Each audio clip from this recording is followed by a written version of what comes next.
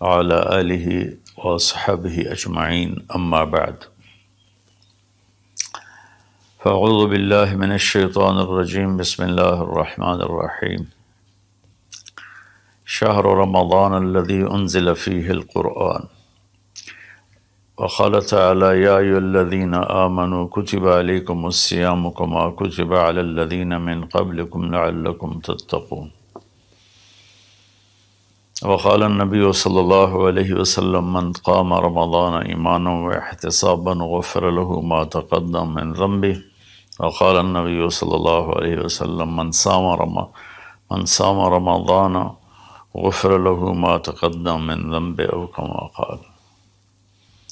جی میرے محترم بھائیوں بہنوں دوستوں بچوں بچیوں، میری طرف سے رمضان کی مبارک ہو۔ سارے اہل ایمان سارے مسلمانوں کو رمضان کی مبارک ہو، اور اللہ سے دعا ہے کہ اللہ تعالی ہمارے اس روزے اور تراویح کو قبول فرمائے اور ہماری بخشش کا ذریعہ بنائے، آمین۔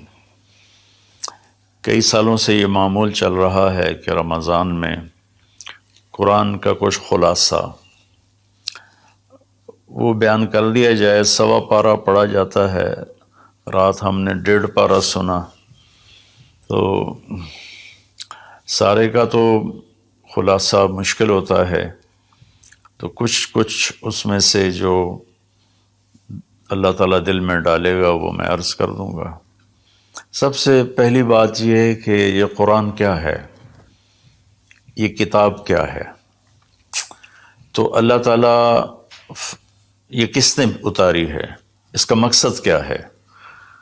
تو قرآن کا تعارف قرآن کی زبان سے، کہ قرآن خود اپنے بارے میں کیا کہتا ہے۔ تو پہلا سوال اٹھتا ہے یہ کس کی کتاب ہے، کہ کس نے لکھی ہے، کون مصنف ہے؟ تو اللہ تعالیٰ فرماتے ہیں سورہ شعراء میں وَإِنَّهُ لَتَنزِيلُ رَبِّ الْعَالَمِينَ، یہ پیغام ہے، یہ کتاب ہے، تھوڑی تھوڑی کر کے اتاری ہوئی، تنزیل تھوڑا تھوڑا کر کے اتارنا، انزال ایک ہی دفعہ اتارنا۔ رب العالمین، جو ساری کائنات کا مالک ہے اور لارڈ ہے اور بادشاہ ہے اور پالنے والا ہے۔ لفظ رب میں اللہ نے ایک خوبصورت اشارہ کیا ہے کہ میں تمہارا پالنے والا ہوں، تو جیسے تمہاری ماں تم سے پیار کرتی ہے اور تمہارے لیے ہر وقت آسائش پہنچانے کی کوشش کرتی ہے، ہر وقت راحت پہنچانے کی کوشش کرتی ہے، تکلیف سے بچانے کی کوشش کرتی ہے، تو یہ کتاب اس رب العالمین کی طرف سے ہے جو تمہارا پالنے والا ہے۔ وہ تمہارے لیے کبھی تکلیف نہیں چاہے گا، کبھی مشقت نہیں چاہے گا۔ میرے اس قانون پہ عمل کرنا تمہارے لیے سراسر فائدہ ہے، اور اس کو چھوڑ دینا تمہارے لیے سراسر نقصان ہے۔ لفظ رب میں یہ ایک پیغام اللہ تعالیٰ نے خاموش پیغام ہمیں دیا ہے۔ کس کی کتاب ہے؟ کہ رب العالمین۔ رب العالمین تو آسمانوں پر ہے، تو نیچے کون لایا؟ تو اس کا جواب ہے نزل بہ الروح الامین۔ اس کے لیے ایک مقدس فرشتہ آیا جو امانت دار ہے، کہ وہ جس طرح اللہ کی طرف سے وہ پیغام ملا اسی طرح اس کو لے کر نیچے آیا۔ امین کے لفظ نے حضرت جبریل کی ضمانت دی، اللہ کی طرف سے ضمانت۔ اور روح جو ہر آلائش سے پاک ہے، اور اللہ کا امر ہے قل الروح من امر ربی۔ تیسری بات، کس پر اترا ہے؟ کس کو یہ دیا گیا ہے کلام؟ علی قلبک، اے میرے محبوب یہ آپ کے رب کا کلام ہے، جبریل اس کو لایا ہے اور آپ کے دل کے اوپر اتارا ہے۔ پہلی 3 کتابیں لکھی ہوئی اتار دی گئیں بیک وقت۔ اس سے پہلے چھوٹی چھوٹی کتابیں جو آئیں ابراہیم علیہ السلام پر یا دوسرے انبیاء پر، ادریس علیہ السلام پر، وہ بھی لکھی ہوئی۔ یہ لکھا ہوا نہیں آیا، یہ ڈائریکٹ اللہ پاک کی زبان سے نکلا اور جبریل نے اس کو لیا اور اللہ کے نبی کے دل پر اتار دیا۔ اچھا، کس لیے آیا ہے؟ لِتَكُونَ مِنَ الْمُنذِرِينَ، یہ اس لیے آیا ہے کہ میرے محبوب آپ دنیا والوں کو بتا دیں کہ اچھائی کا انجام کیا ہے اور برائی کا انجام کیا ہے، اور اس کا نتیجہ ایک دن ظاہر ہونے والا ہے جو آخر بعد میں آئے گا، تو اس کے لیے تیاری کرو۔ منذرین صرف ڈرانے والے کو نہیں کہتے، جو پیار محبت سے کسی کو برائی کا انجام سمجھا رہا ہو، جیسے باپ کہتا ہے بیٹا یہ تو جوا نہ کھیلا کر، تو شراب نہ پیا کر، یہ تیرا نقصان ہو جائے گا، تیرا دین بھی جائے گا، تیری دنیا بھی جائے گی، اس کے سمجھانے میں ایک محبت ہوتی ہے، شدت اور سختی نہیں ہوتی۔ کس زبان میں آیا ہے؟ بلسان عربی مبین، یہ خوبصورت صاف ستھری عربی زبان میں آیا ہے۔ کائنات کی یہ وہ زبان ہے جسے اللہ نے اپنے لیے چنا۔ اللہ کا کلام عربی، میرے رسول عربی، میرے رسول کی زبان عربی، اور اہل جنت کی زبان بھی عربی۔ اللہ نے اس کو پسند کیا۔ یہ عجیب و غریب کلام ہے اور عجیب و غریب یہ لینگویج ہے۔ کسی زبان کے الفاظ کا وہ حرف کا معنی نہیں ہوتا۔ عربی زبان وہ ہے جس کے ہر حرف کا معنی ہے، الف سے لے کر یا تک ہر حرف کا معنی ہے۔ یہ عربی زبان میں آیا ہے۔ اس میں ایک یہ اشارہ بھی ہے کہ اللہ تعالیٰ عربوں سے کہہ رہا ہے کہ تمہاری زبان میں بھیجا ہے، اس کو سمجھنے کے لیے تمہیں تو کوئی مشکل نہیں ہے، اور دوسرا ہماری طرف بھی اشارہ ہے کہ تم کسی بھی زبان سے تعلق رکھتے ہو تو کوشش کرو عربی سیکھو تاکہ اللہ کے قرآن کو تم، پیغام کو تم سمجھ سکو۔ یہ مختصر سا تعارف ہے کہ قرآن کس کا کلام ہے؟ اللہ کا۔ کون لایا؟ جبریل۔ کن کے پاس لایا؟ ہمارے نبی پاک صلی اللہ علیہ وسلم۔ کس لیے لایا؟ کہ ہمیں زندگی کا انجام سمجھایا جا سکے کہ انسان ایک ایسی مخلوق ہے جو ماں کے پیٹ سے بالکل جاہل پیدا ہوتا ہے، اور اس کے مقابلے میں ماں انڈے سے نکلنے والا ہو یا ماں کے پیٹ سے نکلنے والا جانور اور کیڑے مکوڑے، یہ چونٹی کتنی چھوٹی ہوتی ہے اور انڈا کتنا چھوٹا ہوگا، تو اس سے نکل کر وہ اندھیرے میں ہوتی ہے، اور اس سے زندگی گزارنے کا پورا طریقہ معلوم ہوتا ہے کہ میرے لیے ٹھیک کیا ہے، غلط کیا ہے، صحیح کیا ہے، غلط کیا ہے۔ انسان پیدا ہوتا ہے، واللہ اخرجکم من بطون امہاتکم لا تعلمون شیئا، میرے بندو اللہ نے تمہیں ماں کے پیٹ سے نکالا، تم کچھ بھی نہیں جانتے تھے، تو ہمیں باہر سے علم لینا ہوتا ہے، اور باقی کسی مخلوق کا امتحان نہیں، میرا اور آپ کا امتحان ہے کہ اللہ تعالیٰ فَهَدَيْنَاهُ النَّجْدَيْنِ، یہ دو راستے ہیں، یہ سیدھا ہے، یہ غلط ہے۔ قرآن سیدھا راستہ بتاتا ہے، إِنَّ هَذَا الْقُرْآنَ يَهْدِي لِلَّتِي هِيَ أَقْوَمُ، قرآن تمہیں سیدھا راستہ بتاتا ہے، اور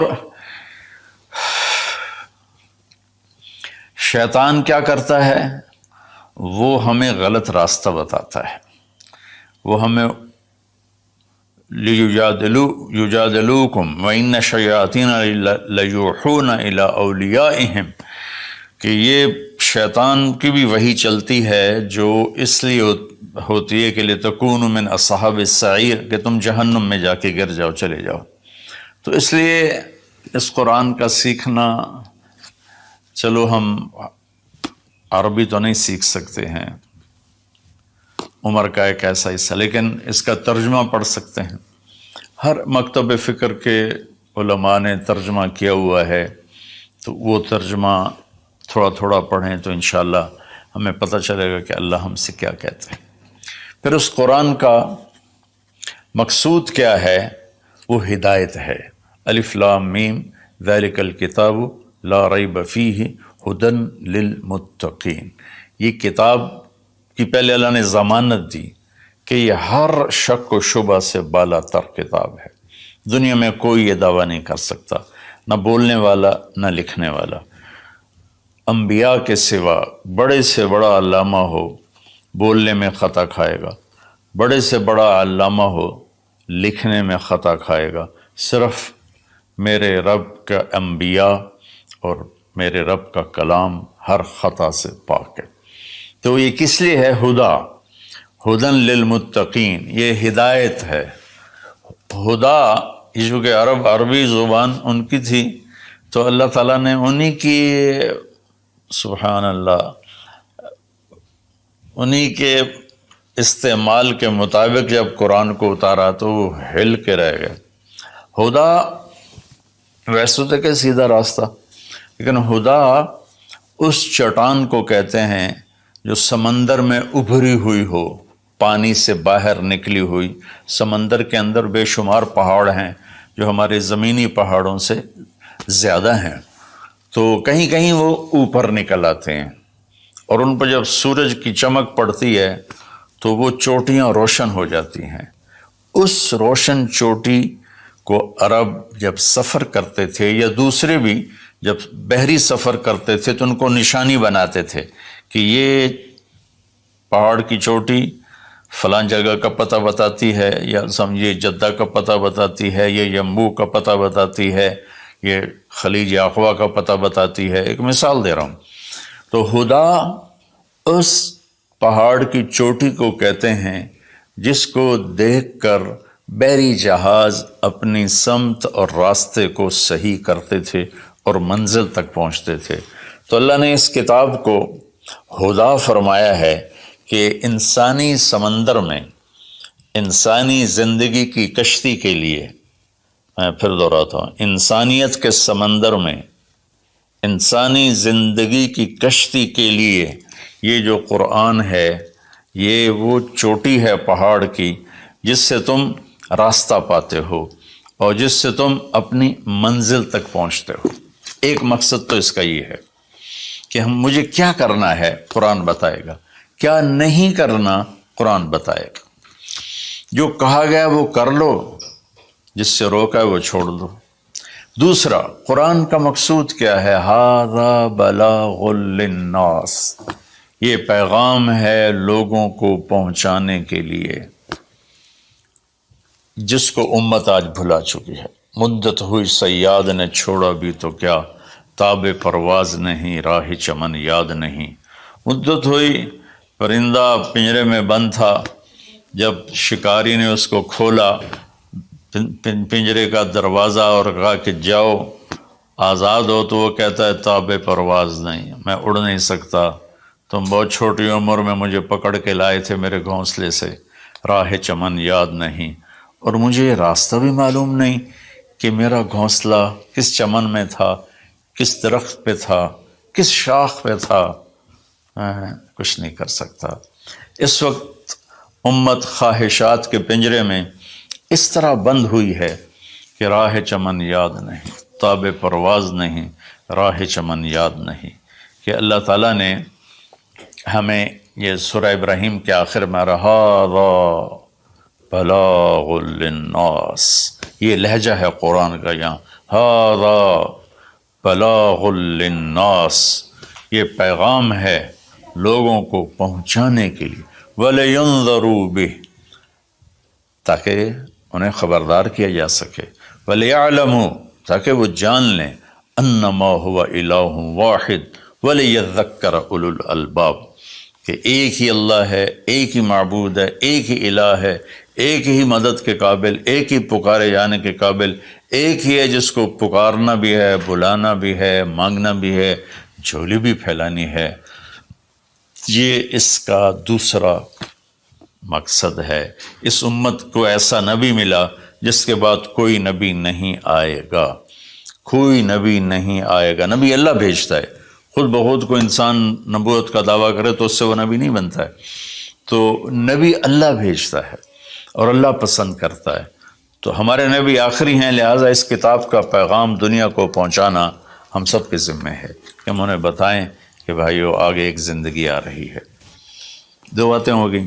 تیسری بات یہ ہے کہ اس وقت ایک ماحول بنا ہوا ہے کہ دین پہ چلنا بڑا مشکل ہے، دین پہ چلنا بڑا مشکل ہے.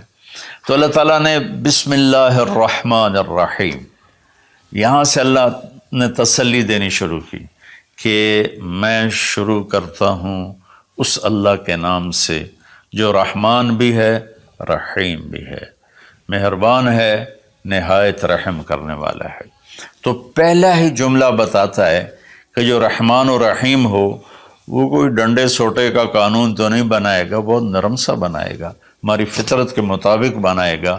بھوک کی حالت میں روٹی کھانا کون سا مشکل کام ہے، افطاری کے وقت کھانا کون سا مشکل کام ہے، ہر کوئی جھپٹنے پر تیار ہوتا ہے. پھر دوبارہ اللہ نے تسلی دی، الحمدللہ، سب تعریفیں اس اللہ کے لیے ہیں.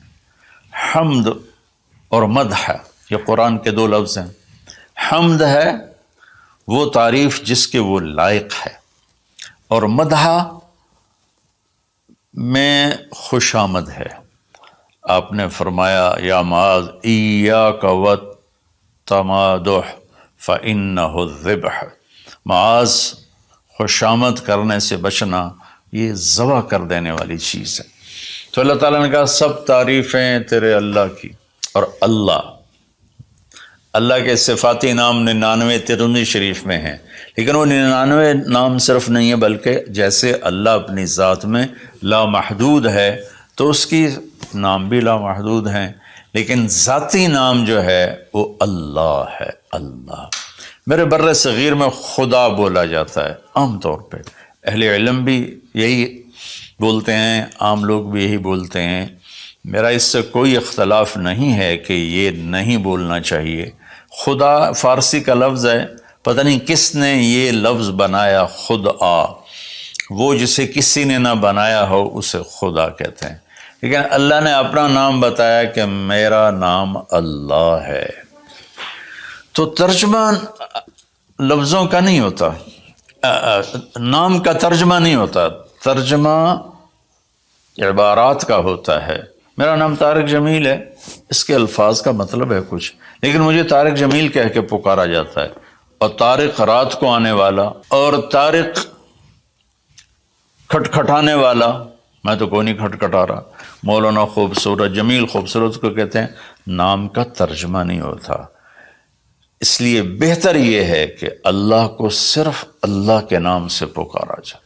اللہ، سبحان اللہ، زبان ہی میٹھی ہو جاتی. اللہ، یہ کوئی حرام حلال کی بات نہیں کر رہا ہوں، افضل اور اولا کی بات کر رہا ہوں کہ جو نام اللہ نے اپنا کہا، اللہ، قرآن کو شروع اس سے کیا، ہمیں اللہ کہنا چاہیے. جو لفظ اللہ میں نور ہے وہ لفظ خدا میں ہے ہی نہیں. صرف اللہ کا حق، صرف اللہ کا حق. اور اللہ کے نام میں ایک عجیب صفت ہے، کسی بھی نام کا کوئی لفظ حرف نکالو تو مطلب بدل جاتا ہے. جیسے طارق، رات کو آنے والا.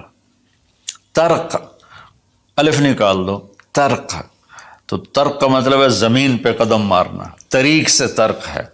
طریق ہوتا ہے زمین کی وہ جگہ جس پر پاؤں کی دھمک پڑتے پڑتے پڑتے پڑتے راستہ بن جائے، اس لیے اس کو طریق کہتے ہیں. تو توئے ہٹا دو تو ارق، بے قرار. جمیل کا جیم ہٹا دو تو میل بن گیا، میل بن گیا.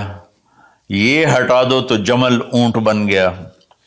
لفظ اللہ کی ایک خصوصیت ہے کہ اس کے ہر حرف کو ہٹا دو تو اشارہ اللہ کی طرف ہی ہوتا ہے. اللہ اللہ ہی ہے. الف ہٹا دو، للہ، تو اللہ کہتا ہے للہ ما فی السماوات و ما فی الارض، تو اشارہ اللہ کی طرف. اگلا لام ہٹا دو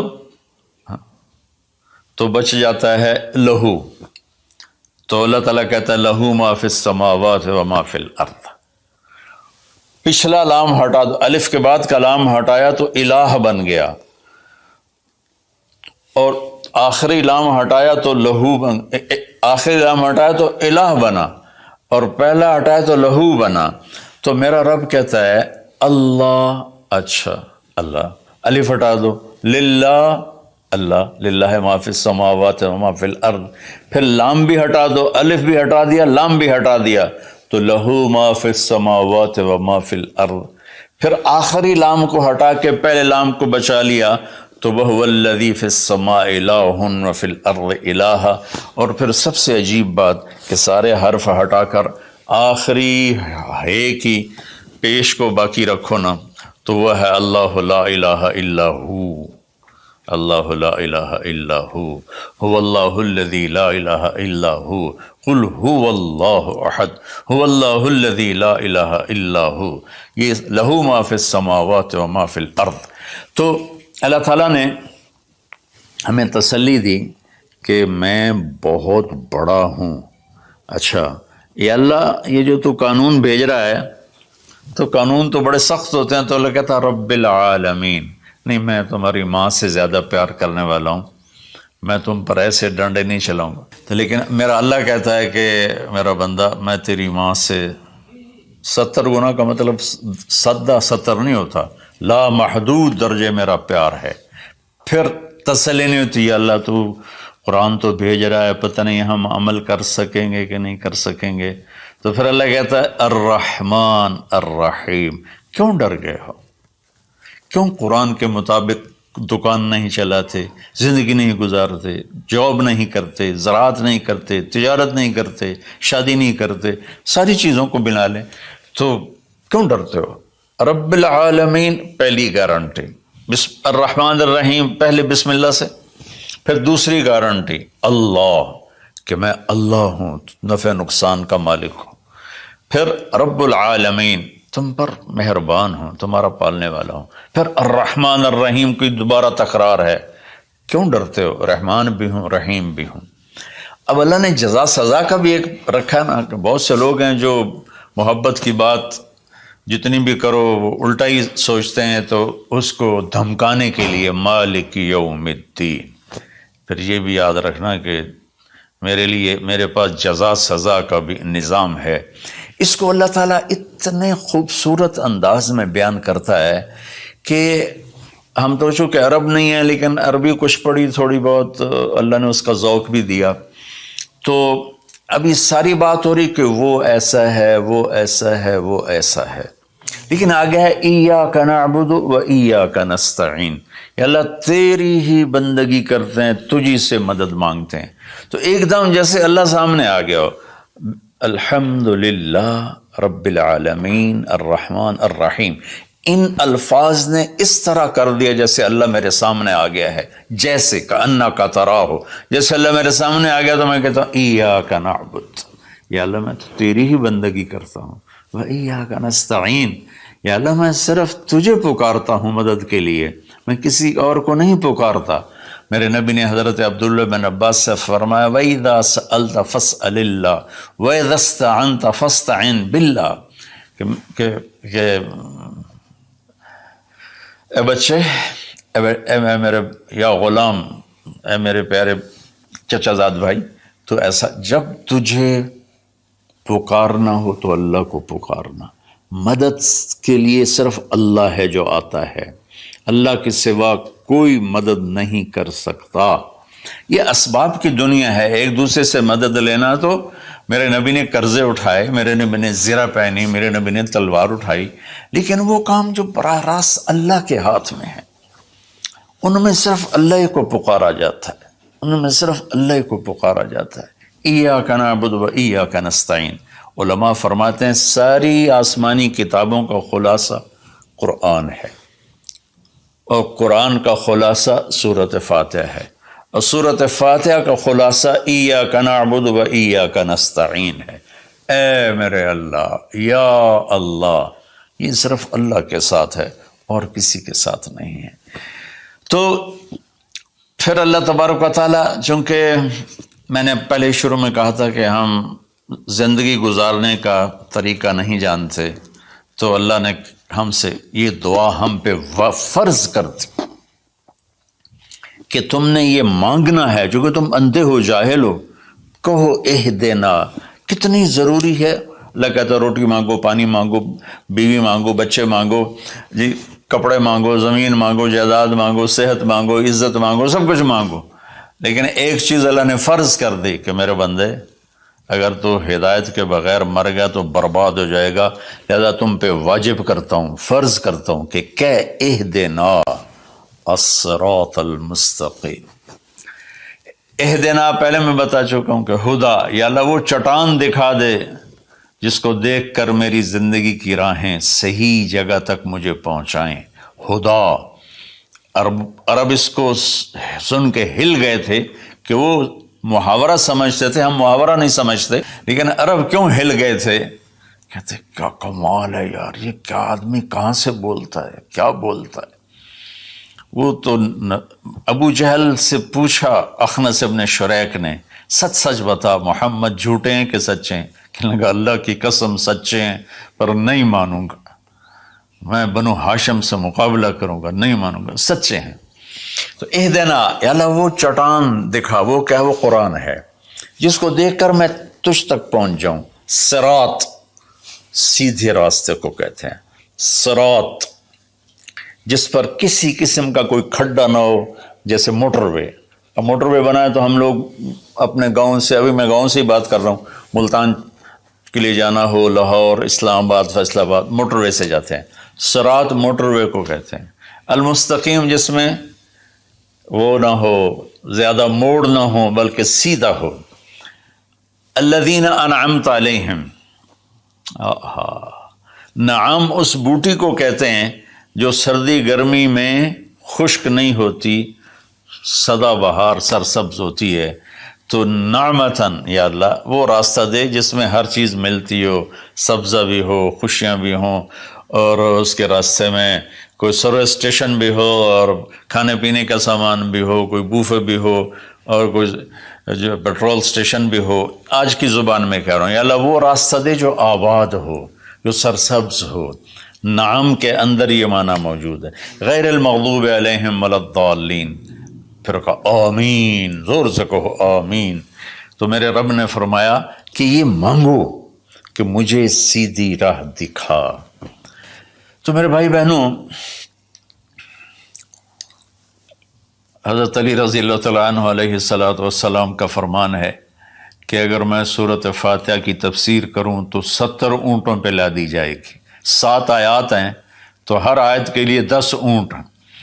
اور ایک دفعہ فرمایا کہ عشاء کی نماز پڑھ کے بیٹھے اور فرمایا کہ میں تمہیں بسم اللہ الرحمن الرحیم کی تشریح کر کے بتاتا ہوں، اس کا مطلب بتاتا ہوں۔ تو با سے شروع ہوئے، با صرف لفظ با سے شروع ہوئے، اور فجر کی اذان ہو گئی، با کی شرح چل رہی تھی۔ تو سورہ یعنی بقرہ، یہ سارے، اب ایک اور روایت ہے کہ سورہ بقرہ سارے قرآن کی سردار ہے، اور سورہ بقرہ کی سردار آیت الکرسی ہے جس میں اللہ اپنا تعارف کرواتا ہے۔ تو اس میں اللہ تعالیٰ نے شروع ہی میں ایک حکم دیا، یا ایھا الناس اعبدوا ربکم الذی خلقکم والذین من قبلکم لعلکم تتقون۔ اگر میں ساری سورہ بقرہ کا خلاصہ بتاؤں تو یہ آیت ہے کہ اے لوگو، یا ایھا الذین آمنوا نے کہا اے دنیا کے انسانوں، اس رب کی بندگی کرو جس نے تمہیں پیدا کیا، جس نے تمہیں بنایا، جس نے جعل الارض فراشا والسماء بناء، وہ رب جس نے تمہارے لیے زمین کا فرش بچھایا، آسمان کی چھت کو تمہارے اوپر جس نے تان کے رکھ دیا، اور ما لہا من فروج، کہیں سے وہ پھٹی ٹوٹی نہیں ہے۔ تو اس رب کے سامنے جھکو، اس رب کے سامنے جھکو۔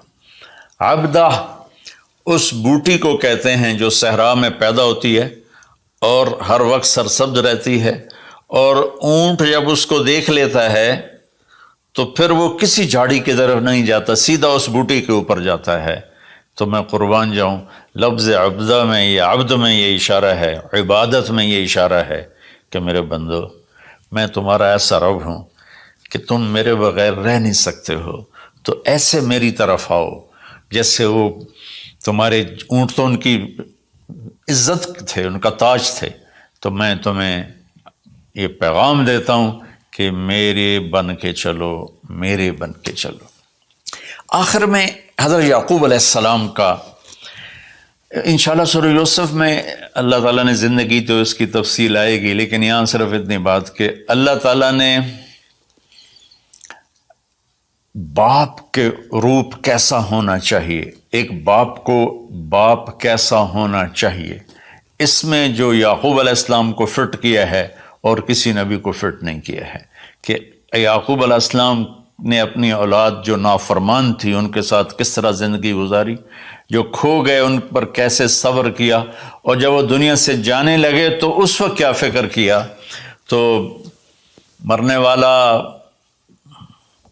کبھی کسی سوچ میں ہوتا ہے، کبھی کسی سوچ میں ہوتا ہے، تو یعقوب علیہ السلام نے فرمایا ما تعبدون من بعدی، دیکھو بیٹو میں جا رہا ہوں، میرے بعد کس کی عبادت کرو گے؟ تو انہوں نے کہا کہ ہم آپ کے رب کی اور ابراہیم کے رب کی، اسماعیل کے رب کی ہم عبادت کریں گے۔ تو والدین کے اوپر ذمہ ہے انہیں اپنے اللہ کا تعارف کرانا، اللہ کی پہچان کرانا، ڈنڈے سے نہیں، محبت سے، پیار سے، نصیحت سے۔ تو والدین پیار محبت سے اپنی اولاد کو اس پر لائیں۔ سورہ بقرہ اتنی لمبی صورت ہے کہ ابو علی رحمۃ اللہ علیہ بغداد میں 6 صدی کے عالم تھے، وہ سورہ بقرہ کو شروع کیا، اس کی شرح کرتے کرتے کرتے 32 سال گزر گئے اور وہ مر گئے، اور سورہ بقرہ وہ پوری نہیں کر سکے تھے۔ تو میں خلاصے کے طور پر اس میں سے یہ بتا رہا ہوں کہ ہم اپنے اللہ کو پہچانیں، اسی کو معبود بنائیں، اسی کو اپنی مدد، اسی کو اپنا مددگار بنائیں، اسی کی بندگی اور عبادت کریں۔ اور ایک چیز میں نے چن کے دکھائی کہ ایز اے والدین ہمیں اپنی اولاد کو کس حال میں چھوڑ کے جانا ہے، اور اس سے پہلے میں نے قرآن کا تعارف کروایا۔ مولانا طارق جمیل فاؤنڈیشن، انسانیت کی محبت